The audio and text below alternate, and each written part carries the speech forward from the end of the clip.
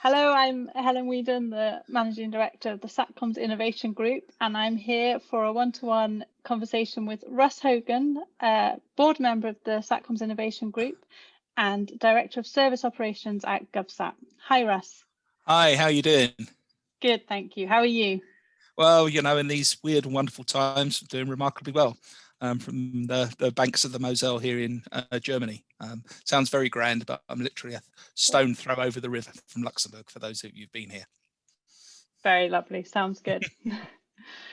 So let's dive in and talk about interferences, incident management and communications or miscommunications.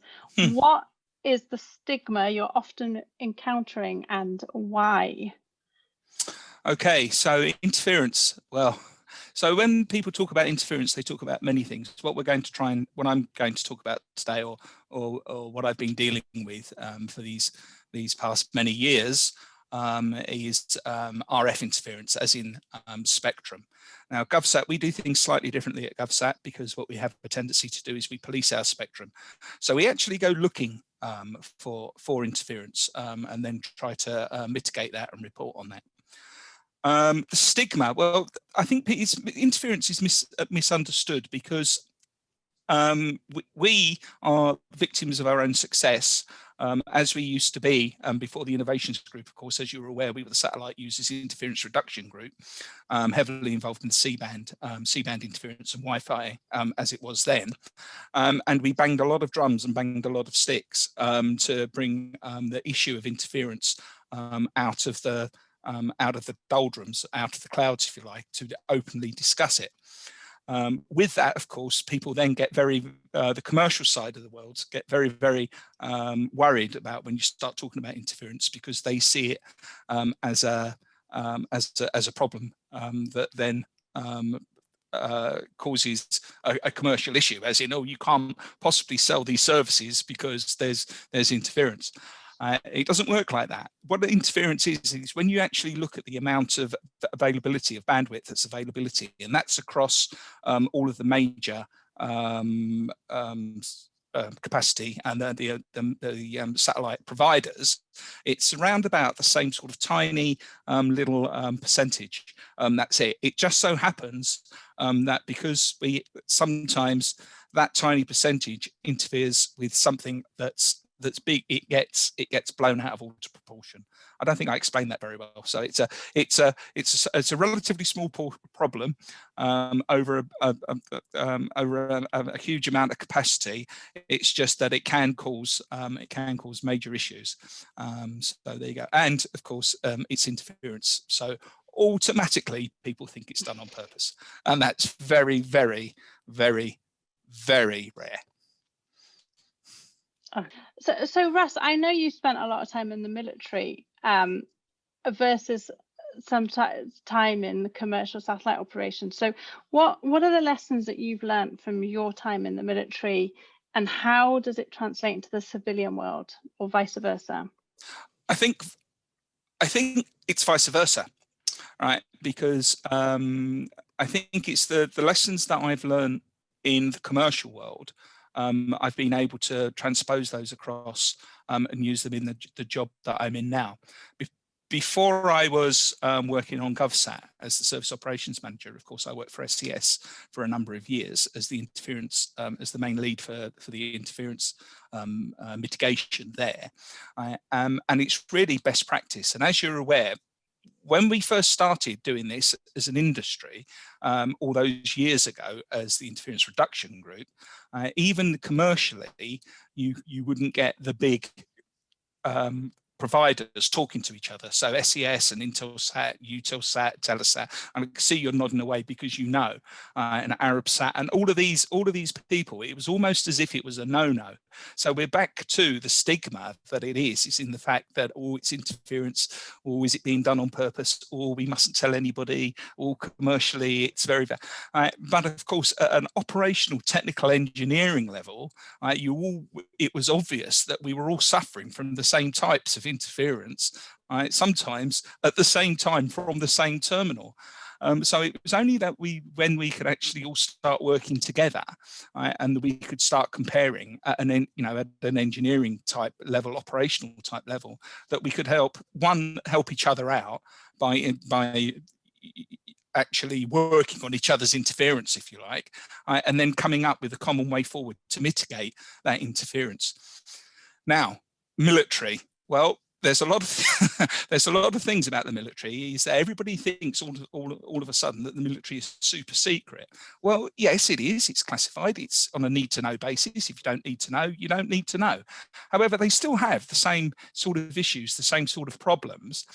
It may, albeit a little smaller, purely because they have less amount of satellites. So, and they're slightly different frequency bands, but you still get bad terminals. You still get terminals that don't particularly function very well. You still get operators, the guys in the field that off point and stuff. So the biggest thing that I see is that now I've stepped from commercial into providing military type services. When you now start talking to those military type providers at the frequency bands that I work on, so X-Star, Airbus, Syracuse, that sort of SIGRAL, those sort of people. It's trying to get them to have that same level of togetherness as that the commercial world has, to be able to come across the same sort of problems. And the biggest problem is, it's not that it's classified and they don't want to tell you. The biggest problem is trying to find the right person to talk to in the first place. So that's the thing. So I don't know whether I answered that question. Yeah, you did, definitely. That was good. So given that obviously it's come a long way generally since, because there's a lot more conversations now, there's a lot more technical operations working together, but how can we improve further? What needs to happen next? Well, I think we just keep going. I think we do remarkably well on the commercial side. I've stepped out of the commercial side now for the last 4 or 5 years, as you're aware, and I think we just keep going. I have good working relationships with the neighbours of my satellite, purely because I nag them. Please tell me, please. And of course it's not a one-way street; it's a two-way street. So we offer them information that we can. They offer us information. It's just sometimes it's the way around asking the question, because they cannot give you direct answers, but they can say yes or no to the questions that you ask them. So it's just a way of trying to find ways of asking the pertinent questions in a different way. But we just have to keep going and just keep working together and understanding at a military communications type system that we are, that there are boundaries, and sometimes you're just not going to know. But actually, you should never give up. You should just keep going and trying to find out what's going on. Sounds like a good motto for life. Yes, what it is, and also, of course, we help as many people as we possibly can, which we have done.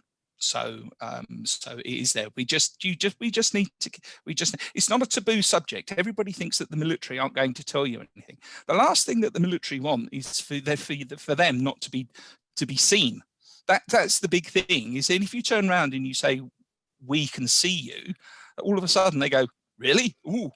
Right? And they because half the time they don't realize. So that's the thing.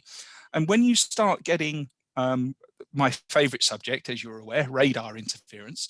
So when you start getting radar interference and that X-band, bizarrely, there is quite a bit of that, you usually find that when you start talking to the operators, they say, "Oh, we've seen that as well." And then when you start talking to them about what mitigation that they've done and what type of localization they've been trying to do, it becomes obvious then that we're all talking about the same the same issue, and then you can start looking at that as well.